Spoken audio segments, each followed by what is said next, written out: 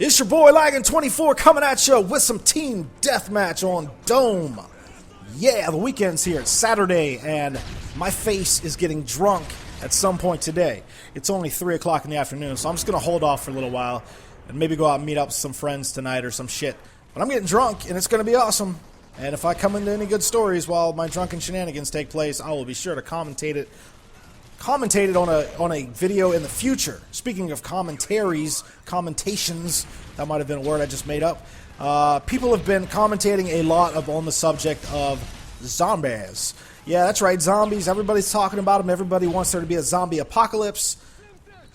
So I guess I want to throw in my 2 cents on the subject as well. But I'm going to do this. I'm going to propose to you guys a question. Would you rather have to deal with a zombie apocalypse or a vampire apocalypse?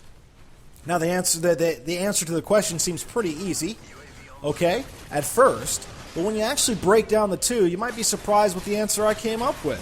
So let's break down the two, shall we? Zombies are mindless, undead humans that wander around with their arms sticking out in front of them, very slow-paced. I want your brain and all that bullshit. And they can be pretty easily deterred. I like to believe that zombies are really slow and like the zombies from Shaun of the Dead or the original Night of the Living Dead. Now, if we're ever faced with the zombies from 28 Days Later or Dawn of the Dead, we are fucked because those zombies were like marathon champions, sprinters. Usain Bolt would have a hard time getting away from those zombies, and I don't want any part of those zombies. But for the most part, when you're talking about zombies, they just wander around. If you get close enough to them, they're going to eat you. If there's like 20 or 30 zombies and you're inside of a house, they might bust down your door. You could be in some trouble there. But for the most part, I think it'd be pretty easy, relatively easy, to survive a zombie apocalypse. So that should be my answer, right? Well, hang on. Let's do vampires real quick. Now, vampires, superhuman strength. All right, they can pick you up with one hand and throw you across the room and just break your back up against a concrete wall while doing it, or they can expose their fangs and sink them right into your neck and drain you until you're just a withering pile of skin on the floor. They can turn into a bat and fly around. Or they can frickin' seduce your girlfriend and have sex with them all night long. And I don't want any part of that, you asshole vampires. But there are two huge flaws in the vampire society, folks. They cannot go out in the sunlight. Meaning, vampires, we would only have to deal with for about 9 to 10 hours, depending upon where you live. Because it's only dark outside where I'm at for about 10 hours. Oh, I just stabbed that guy right in his face.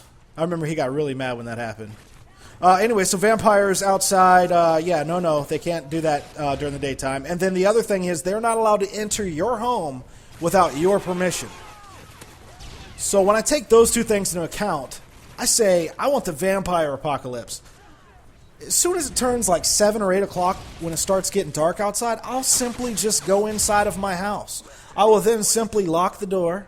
And if I hear any knock on the door at any point of the night, I am not letting that person in. I don't care if they are my mother. Sorry, Mom, but you may have gotten turned into a vampire, and I'm not letting you in my house.